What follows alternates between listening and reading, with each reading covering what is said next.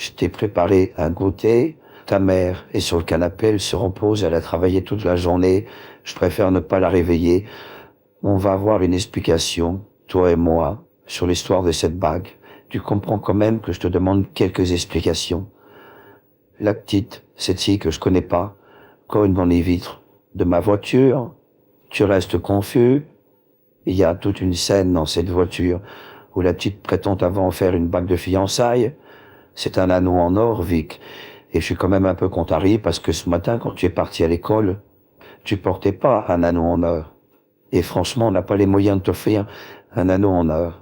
Et puis je vois que c'est pas du toc. Alors Vic, je vais pas par quatre chemins. Comment tu as eu cet anneau en or? Comment peut-il y avoir un quiproquo avec une fille que tu connaîtrais pas et qui prétend être ta petite amie? Et j'ai été convoqué par le professeur d'école. Donc, éclaircis la situation, sans faire trop de bruit ta mère adore. Si c'est un quiproquo, tu m'expliques le quiproquo, et puis comment tout ça, ça peut arriver.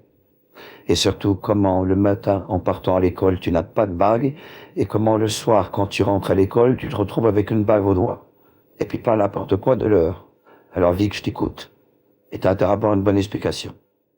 Papa, c'est une longue histoire. Ce matin, je suis partie à l'école, j'ai rencontré quelqu'un. Il est beau, tu verrais comme il est beau. Et je ne sais pas ce qui s'est passé, il avait une bague, je sais pas, je crois qu'il y a eu une histoire avec une copine, il avait acheté une bague pour une fille, et puis ça n'a pas marché, elle l'a quitté ce jour-là. Et en pleine rue, comme ça, je le connais pas. Et puis, comme je l'ai consolé, il pleurait. Et voilà que, il tombe amoureux, et il m'offre une bague. Ouais, je sais que l'histoire de la bague, je sais que tu ne croiras pas, mais c'est comme ça que j'ai eu la bague. Et puis après, j'étais à l'école, le professeur des classes m'a dit, Vic, venez au tableau, écrivez votre nom. Devant tous les copains, les copines, je me suis présentée, Vic, je suis nouvelle. J'ai un emménagé sur Paris. Et c'est à ce moment-là que le professeur d'école m'a dit, vous avez un anneau en or à votre main gauche. C'est qui? Votre fiancé, je le connais.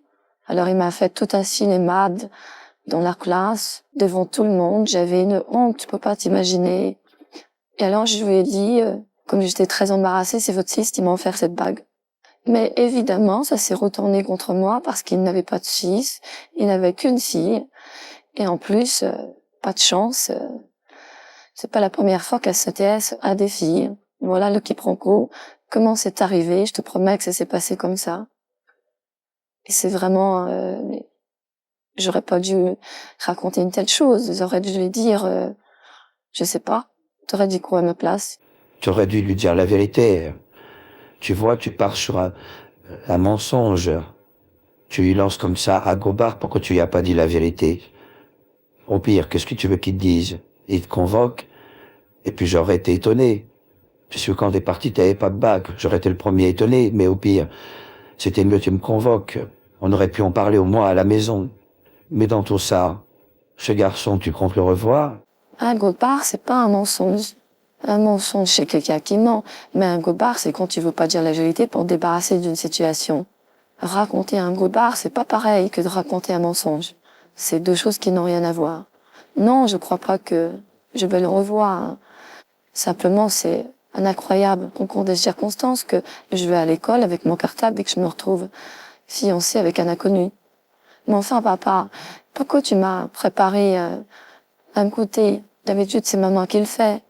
Mais j'ai même plus envie de faire mes devoirs avec cette histoire. Je sais pas quoi te dire. Simplement, je vais essayer de tout expliquer au professeur d'école. À moins que t'aies une autre idée. Si t'as une idée, dis-la moi. Je suis fatiguée, je vais aller dormir. Puis la nuit porte conseil. Et je crois que demain matin, je vais prendre mon cartable, je vais aller voir le directeur de l'école, et puis je vais tout lui dire, ça va être plus simple. Je sais pas, je me croira. Mais le mieux, c'est de tout dire. Mais réveille pas maman et ne lui parle pas de tout ça. Il est déjà assez angoissé par son travail et les difficultés qu'on a. Mais si je règle pas cette affaire très vite, cette fille va s'inviter tous les jours chez nous, et là, je sais pas si tu vas la supporter longtemps. Alors demain, je règle tout. Allez, je crois que je vais dormir, je suis fatiguée. Je fais même pas mes devoirs. Je suis cassée en deux.